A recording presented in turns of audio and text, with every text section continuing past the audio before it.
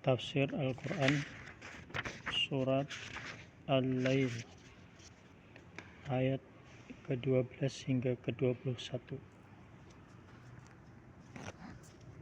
Inna alaina lal huda.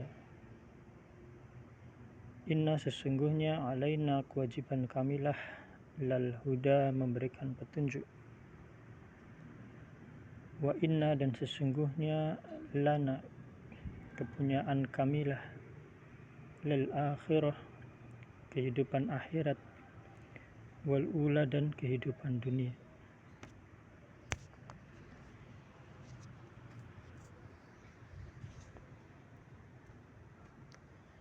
Fa'andartukum maka kami memperingatkan kamu naron dengan neraka talado yang menyala-nyala. La yaslaha tidak ada yang memasukinya illal ashqa kecuali orang yang paling celaka.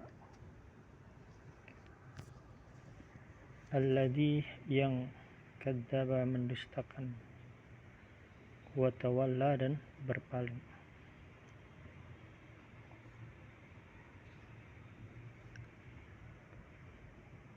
Sayujannabuha dan kelak akan dijauhkan orang yang paling takwa dari mereka itu, al-atqa alladzi yu'ti malahu yang memberikan, yang menafkahkan hartanya, yatazakka untuk membersihkannya. Wa ma li ahadin padahal tidak ada seorang pun indahu memberikan suatu nikmat min ni'matin tujza kepadanya yang harus dibalasnya illa btu'a akan tetapi karena mencari keridhaan wajhi rabbih al-a'la Tuhannya yang maha tinggi.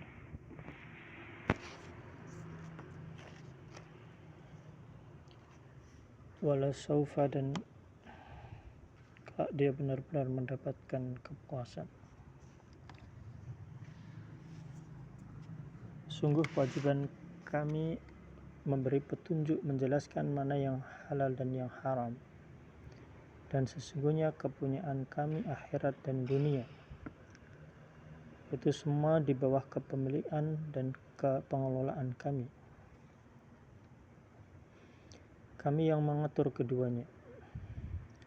Firman Allah Ta'ala, maka kami memperingatkanmu dengan neraka yang menyala.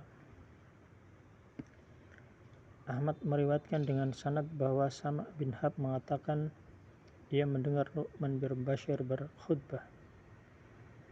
Sami'tu Rasulullah sallallahu alaihi wasallam yakhutubu. Aku mendengar Rasulullah Muhammad sallallahu alaihi wasallam berkhutbah. Yaqulu andartukumun nara. Aku memperingatkan kalian dengan neraka. Hatta law anna rajulan, sehingga kalau saja ada seorang yang masih ada di pasar kana bisuk la sami'ah, pasti ia akan mendengarnya dari tempatku ini, min maqami hada. Qala hatta waqa'at khamisah, sehingga kain yang diselendangkan kanat ala atiqihi di pundaknya jatuh tepat inda rijlaihi.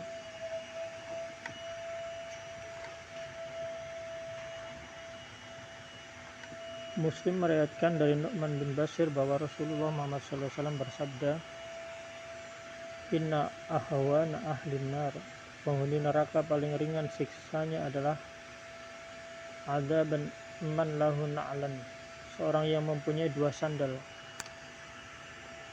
wa syarakan dan dua tali, min nari yang terbuat dari api, yaghli minhuma yang membuat otaknya mendidih, dima'uhu kama yaghlil murjal, sebagaimana mendidihnya periuk. ma yara anna ahadan ashad minhu adaban wa innahu la ahwanuhu adaban. Dia tidak pernah menyangka bahwa tidak ada orang lain yang lebih hebat siksanya daripadanya, padahal itu merupakan siksaan yang paling ringan.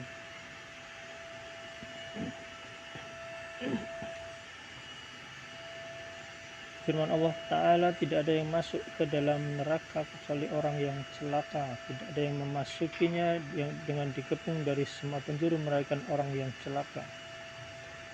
Kemudian Allah Ta'ala menjelaskan yang mendustakan dengan hatinya dan berpaling dari beramal dengan anggota tubuh dan rukunnya.